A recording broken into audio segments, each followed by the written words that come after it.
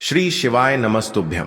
हर हर महादेव। दोस्तों, आप सभी लोग जानते हैं कि 8 फरवरी 2025 शनिवार को पड़ रही है माघ महीने की जया एकादशी तिथि, जो बहुत ही खास है। और दोस्तों, ये वो एकादशी तिथि है जो कि माघ महीने में शनिवार को पड़ रही है, तो इस दिन का महत्व और भी अधिक बढ़ जाता है। और दोस्तों, इसी दिन किया जाने वाला पंडित जी द्वारा बताया गया एक लाल फूल और एक सफेद फूल वाला उपाय आप लोगों को जरूर करना चाहिए, क्योंकि दोस्तों ये एक ऐसा उपाय है जो कि हर दिन नहीं किया जाता। माघ महीने में जो एकादशी तिथि आती है उसी दिन किया जाता है। अगर आप लोगों ने इस उपाय को नहीं किया है या किसी कारणवश नहीं कर पाए हो, तो इस दिन इस उपाय से मत चूकना दोस्तों। देखिए, ये दिन इतना खास होता है, इतना महत्वपूर्ण होता है। देखा गया है कभी कभी बड़े बड़े पूजा पाठ अनुष्ठान से जो मनोकामना पूर्ण नहीं होती है, वह माघ महीने की जया एकादशी के दिन एक छोटे से उपाय करने से ही आपकी मनोकामना पूर्ण हो जाती है। और बहुत सारे लोगों ने इस उपाय को किया भी है और उनको इस उपाय को करने का फल भी जरूर मिला है। अगर आप लोग भी इस उपाय को इस एकादशी के दिन करना चाहते हैं, तो आप इस उपाय को पहले अच्छे से समझ लेना, सुन लेना, उसके बाद करना। आपको इस उपाय का फल जरूर मिलेगा, आपकी सभी मनोकामनाएं पूरी हो जाएंगी। दोस्तों, हम आपको यहां पर बता दें कि यह जो एक लाल फूल और एक सफेद फूल वाला उपाय है, यह उपाय पंडित जी ने अपनी अभी की शिव महापुराण की कथा में ही बताया है। और इस उपाय को करने से आपके घर में चाहे किसी भी प्रकार की दुख और समस्या क्यों ना चल रही हो, आपको उसका कारण भी नहीं पता है कि भाई ये समस्या किस कारण से चल रही है। उसका कुछ भी कारण हो सकता है, जैसे पितृदोष हो सकता है, काल सर्प दोष हो सकता है, या किसी भी तरह का मंगल दोष भी हो सकता है। और भी बहुत तरह के दोष होते हैं, कुछ भी हो सकता है। पर आपको इस उपाय को करने के लिए अपने दोष को पता लगाने की भी जरूरत नहीं है। आपके घर में किस कारण से इतनी दुख और परेशानी आ रही है, वह भी आपको पता लगाने की जरूरत नहीं है। बस शनिवार की एकादशी के दिन इस उपाय को कर लेना, क्योंकि इसी एकमात्र उपाय को करने से आपके पूरे घर परिवार में सुख और शांति हो जाएगी। आपके घर में अच्छे अच्छे काम होने लगेंगे। आपकी जो भी मनोकामना होगी वह भी धीरे धीरे करके पूर्ण होना शुरू हो जाएंगी। अब हम समझते हैं इस एक लाल फूल और एक सफेद फूल वाले उपाय को आपको करना कैसे है, किसको करना है, किस समय करना है और कैसे करना है।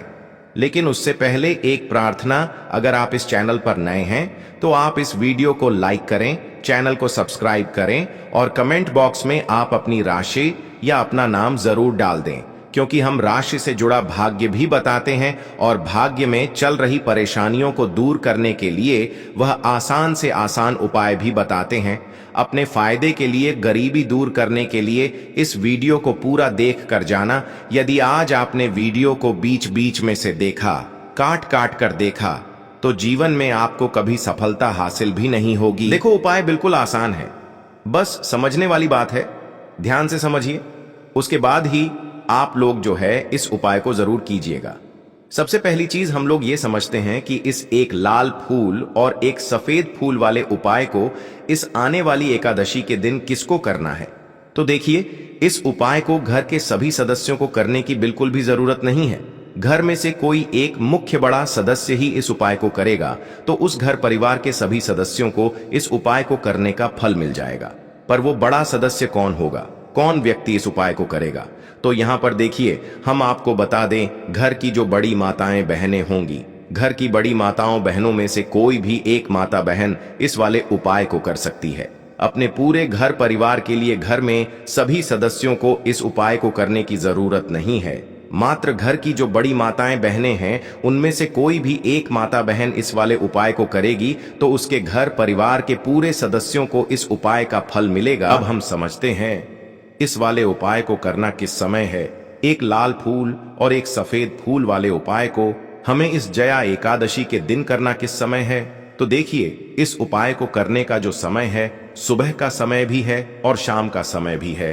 अब देखिए, यहां पर हम मुख्य रूप से सुबह का समय नहीं बोलेंगे, क्योंकि देखिए, ये जो एकादशी तिथि है और आप सभी लोग जानते हैं, इसका प्रदोष काल का मतलब शाम का जो समय होता है ना, इस दिन भगवान शिव जी का सबसे प्रिय दिन होता है।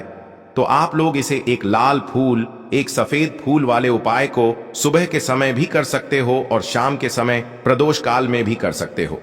सुबह के समय अगर कर रहे हो तो 10 या फिर 11 बजे तक भी अगर उपाय करोगे तो भी आपको उपाय का फल मिलेगा। वही अगर शाम के समय कर रहे हो तो इस दिन शाम के समय का ध्यान रखना कि शाम के 6 बजे से लेकर 7 बजे के बीच में अगर आप इस उपाय को कर सकते हो तो बिल्कुल कर लेना, पूरी कोशिश करना। पर अगर किसी कारणवश इस समय के बीच में ना कर पाओ तो रात 8 बजे तक भी अगर आप उपाय को करोगे तो आपको उपाय का फल जरूर मिलेगा। ये बात आपको समझ आ गई कि आप इस उपाय को सुबह और शाम दोनों समय कर सकते हो। मतलब करना आपको एक ही समय है, घर में से किसी एक ही बड़े व्यक्ति को करना है, पर एक ही बार इस उपाय को करना है, दोनों समय नहीं करना है। आपको जो समय अच्छा लगे आप उस समय पर इस वाले उपाय को कर सकते हैं। तो चलिए जानते हैं इन विशेष उपायों के बारे में। लेकिन उससे पहले जो भी मेरे भाई, मेरी प्यारी बहनें आज चैनल पर पहली बार आए हैं या मेरी आवाज आज पहली बार सुन रहे हैं, अगर आप भी महादेव के सच्चे भक्त हैं तो वीडियो को लाइक और चैनल को सब्सक्राइब जरूर कर लें और कमेंट बॉक्स में लिखे हर हर महादेव, ओम नमः शिवाय। देखो, अब सबसे महत्वपूर्ण बात आती है कि इस उपाय को हमें करना किस लिए है। जैसा कि हमने अभी आपसे बोला कि इस उपाय को करने के बाद आपके जीवन में बहुत सारी खुशियां आएंगी, आपकी मनोकामनाएं पूर्ण होंगी, आपकी धन की समस्या दूर होगी, आपकी पैसों की समस्या दूर होगी। अब देखिए, अगर आप लोग सोच रहे हो कि भाई हमें अपना घर बनाना है पर घर बनाने के लिए पैसा नहीं है, हमें गाड़ी लेना है पर गाड़ी लेने के लिए पैसा नहीं है, हमें जमीन लेना है पर जमीन लेने के लिए पैसों की कमी पड़ी डीडीएच रही है। अगर ऐसी ही दिक्कत, परेशानी या किसी भी तरह की धन से जुड़ी हुई समस्या या पैसों से जुड़ी हुई समस्या अगर आपके जीवन में चल रही है तो यह उपाय निश्चित ही आपके जीवन में बहुत सारे फल लाकर दे सकता है। इसीलिए अगर आपके घर में बहुत ज्यादा दिक्कत, समस्या, परेशानी चल रही है, धन से जुड़ी हुई, पैसों से जुड़ी हुई, धन की बहुत ज्यादा कमी आ रही है, पैसों की बिल्कुल आवक नहीं हो रही है, तो भाई आप लोगों को इस वाले उपाय को जरूर करना चाहिए, घर में से किसी एक भी बड़े व्यक्ति को। अब इस उपाय में करना क्या है वो सबसे पहले हम लोग जान लेते हैं उपाय की सामग्री। हम लोग सबसे पहले जानते हैं कि इस उपाय में किस किस चीज की आवश्यकता पड़ेगी। तो देखिए, उपाय का नाम तो एक लाल फूल और एक सफेद फूल वाला उपाय है, पर इस उपाय में कुल मिलाकर 4 सामग्री हमें लगने वाली है, जो कि पंडित जी ने खुद सीहोर वाली कथा में बताया है। और जो हम आपको उपाय बताते हैं वो पंडित जी द्वारा बताए गए होते हैं, अलग से हम कुछ भी नहीं बताते हैं। तो यहां पर हम लोग समझते हैं कि इस उपाय की सामग्री क्या है। तो देखो, उपाय की जो सामग्री है वो 4 सामग्री है, जिसमें से सबसे पहली सामग्री है एक बेलपत्र। देखो, बेलपत्र क्या होती है? बेलपत्र जो शिव की शिवलिंग पर चढ़ती है। दूसरी चीज है एक शमी पत्र, शमी पत्र, वो जो शिवलिंग पर ही चढ़ता है। तीसरी चीज है दोस्तों एक लाल फूल, जो उपाय का नाम है। तो एक यहां पर आपको लाल फूल लेना है। अब ये लाल फूल कौन सा लेना है? देखो, शिवलिंग के ऊपर जो लाल फूल चढ़ता हो उनमें से कोई भी एक लाल फूल पसंद कर लेना और वो कहीं से तोड़कर या कहीं से खरीद कर लेकर आना और उस लाल फूल को उपाय में प्रयोग कर लेना। उसके बाद में एक सफेद फूल का विशेष रूप से ध्यान रखना। जो सफेद फूल शिवलिंग पर चढ़ता हो सिर्फ वही सफेद फूल लेकर आना, इसके अलावा कुछ मत लेकर आना, लेकिन केतकी का मत लेना। तो एक एक मात्रा में ही आपको ये चारों सामग्री चाहिए, एक बेलपत्र, एक शमी पत्र, एक लाल फूल और एक सफेद फूल। ये चारों सामग्री आप लोग तैयार करके रख ले। प्रदोष काल में या सुबह के समय जब भी आप इस उपाय को कर रहे हैं, जैसे ही आपके उपाय की सामग्री तैयार हो जाती है तो क्या हम सीधा उपाय को करने के लिए इन चारों सामग्री को लेकर उपाय करने के लिए जा सकते हैं? नहीं, तो यहां पर आपको इस बात का ध्यान रखना है कि हम भगवान शिव जी को प्रसन्न करने के लिए तो जा रहे हैं, हम अपनी मनोकामना को पूर्ण करवाने के लिए तो जा रहे हैं, पर हमें यह दर्शाना बिल्कुल भी नहीं है कि हम सिर्फ अपने फायदे के लिए भगवान शिव जी के मंदिर में आए हैं। इसलिए हम इस उपाय को करने के साथ में भगवान शिव जी की पूजन अर्चना के लिए कुछ सामग्री भी जरूर लेकर जाएंगे। जैसे कि सुबह के समय अगर आप उपाय को कर रहे हो इस एक लाल फूल और एक सफेद फूल वाले उपाय को, तो भाई सुबह के समय आपको एक लोटा जल लेकर जाना है। जो लोग प्रतिदिन शिव जी के मंदिर जाते हैं, पूजन अर्चना करते हैं, जल चढ़ाते हैं, फूल बेलपत्र सब कुछ चढ़ाते हैं, भाई वो अपनी पूजन अर्चना वैसी की वैसी ही करना। बाकी जो सिर्फ उपाय को करने के लिए जा रहा है, जो कुछ भी लेकर नहीं जा रहा है, उसे कम से कम एक लोटा जल अपने घर से जरूर भर कर लेकर जाना। अगर आप उपाय को कर रहे हो, है ना, क्योंकि इस वाले उपाय को आप भगवान शिव जी की पूजन अर्चना करने के बाद ही करना। वहीं अगर बात करें शाम के समय की, अगर कोई व्यक्ति शाम के समय प्रदोष काल में इस वाले उपाय को कर रहा है, तो भाई आपको मात्र एक घी का दीपक तैयार करना है। ये बात हम हमेशा बोलते हैं, शाम के समय प्रदोष काल में कोई कर रहे हो ना, तो दीपक का विशेष महत्व होता है। दिन का प्रदोष काल में जो भी व्यक्ति दीपक जलाता है ना भगवान शिव जी के मंदिर में, भाई उसके जीवन से सारी दुख और परेशानियां भी दूर होती हैं। तो भाई इस दिन दीपक का विशेष रूप से ध्यान रखना आप लोग। अगर आप इस उपाय को शाम के समय प्रदोष काल में कर रहे हो, है ना, ये जो दीपक आप लोग लोगे, ये आटे का लोगे। जो आटा आप गूंद दोगे उसके अंदर कुछ भी मत डालना, मात्र साधा आटा लगाकर उसे तैयार कर लेना और एक मीडियम साइज का दीपक तैयार कर लेना।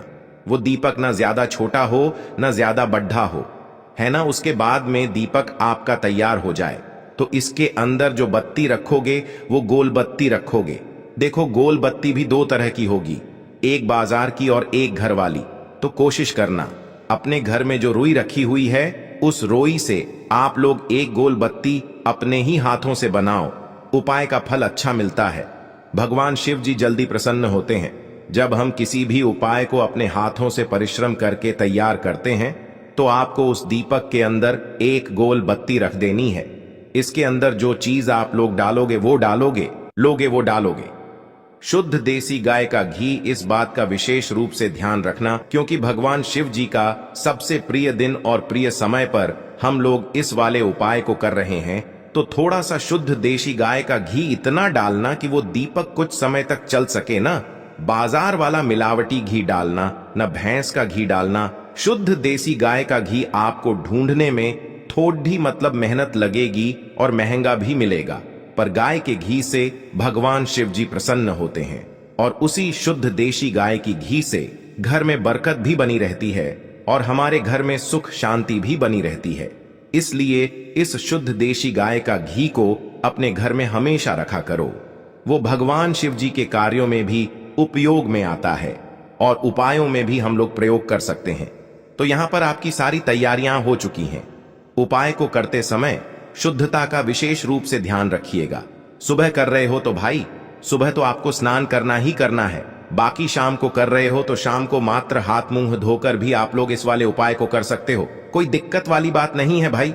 उपाय की पूरी सामग्री तैयार करके और पूजन सामग्री लेकर आपको भगवान शिव जी के मंदिर पहुंचना है, जो आपके घर के पास में हो, जहां पर शिवलिंग विराजित हो, शिवालय हो, वहां पर आप लोगों को पहुंचना है। और जैसे ही आप भगवान शिव जी के मंदिर में पहुंचते हो, वहां जाकर ही उपाय शुरू नहीं करना है। पहले आपको भगवान शिव जी की पूजन अर्चना करना है। पूजन अर्चना कैसे करोगे? सुबह के समय गए हो तो एक लोटा जल वगैरह जो भी पूजन सामग्री लेकर गए हो, उससे पहले पूजन सामग्री आप लोग मतलब पूजन भगवान शिव जी की कर लो। जो व्यक्ति सिर्फ एक लोटा जल लेकर गए हैं, वो शिव जी की शिवलिंग पर मात्र एक लोटा जल एक धारा से धीरे धीरे करके चढ़ा लो, है ना। अपनी पूजन अर्चना आप लोग जो हैं पूरी कर लो पहले। उसी के बाद अगर आप शाम के समय कर रहे हो तो पहले जाकर बैठना है भगवान शिव जी के शिवलिंग के पास में। आप जो दीपक तैयार करके लेकर आए हो, उस दीपक को पहले जलाना है। ये जो दीपक आप लोग जलाओगे ना, ये किसी और की माचिस से मत जलाना, अपनी ही माचिस अपने ही घर से लेकर आना और इस दीपक को अपने ही माचिस से जलाना। अगर आपने मंदिर की माचिस या किसी और की माचिस ले ली, इस उपाय को करने में इस उपाय का फल उस व्यक्ति को भी थोड़ा बहुत मिल जाएगा। इस बात का ध्यान रखना, अपने घर से अपनी ही माचिस लेकर जाना और इस दीपक को जलाना। दीपक को जलाने के बाद भगवान शिव जी की शिवलिंग के पास में रख देना। शिवलिंग के इतना पास में मत रखना कि भगवान शिव जी को आंच लगे, थोड़ी सी दूरी बनाकर ही जो है इस दीपक को शिवलिंग के पास में आप लोग रख दीजिएगा। अब जैसे ही आपकी पूजन अर्चना हो जाती है, भगवान शिव जी के शिवलिंग के सामने या आसपास कहीं पर भी बैठ जाइए उपाय को करने के लिए। और उपाय को करने से पहले आप लोग अपनी वह चारों पूजन सामग्री निकाल लीजिए। उपाय की जो सामग्री है वो निकाल लीजिए और भगवान शिव जी के शिवलिंग के ऊपर एक माता अशोक सुंदरी जी का स्थान देख लीजिए। माता अशोक सुंदर जी का जो स्थान होता है वो जलाधारी के ऊपर होता है, जलाधारी के बिल्कुल बीचों बीच में होता है। आप लोगों ने देखा भी होगा शिवलिंग की जलाधारी होती है, जलाधारी के बिल्कुल बीचों बीच का जो स्थान होगा वो माता अशोक सुंदर जी का स्थान होगा, क्योंकि यहीं पर हमें ये जो है उपाय को करना है। सबसे पहली चीज, अब हम उपाय को करना शुरू करते हैं। आप सबसे पहले अपनी एक बेलपत्र उठा लो। एक बेलपत्र को आपको माता अशोक सुंदरी जी वाले स्थान पर सबसे पहले समर्पित करना है। बेलपत्र की डंडी का मुख होगा जलाधारी की तरफ, जहां से जल बहता है और नीचे गिरता है, और बीच वाली बड्डी पत्ती का मुख मतलब शिवलिंग की तरफ होगा। इस तरीके से आपको इस बेल पत्र को माता अशोक सुंदरी जी वाले स्थान पर समर्पित कर देना है। उसके बाद में अपनी एक शमी पत्र उठा लो जो आप उपाय के लिए लेकर आए हुए हो। शमी पत्र को उठाकर शमी पत्र की भी जो डंडी का भाग होगा वो जलाधारी की तरफ करके, जहां से जल बहता है नीचे गिरता है उस तरफ करके, और पत्ती वाला भाग शिवलिंग की तरफ करके इस शमी पत्र को भी उस बेल पत्र के ऊपर आपको समर्पित कर देना है। समर्पित करने के बाद अब आप ले लो अपना एक लाल फूल जो आप उपाय को करने के लिए लेकर आए हुए हो।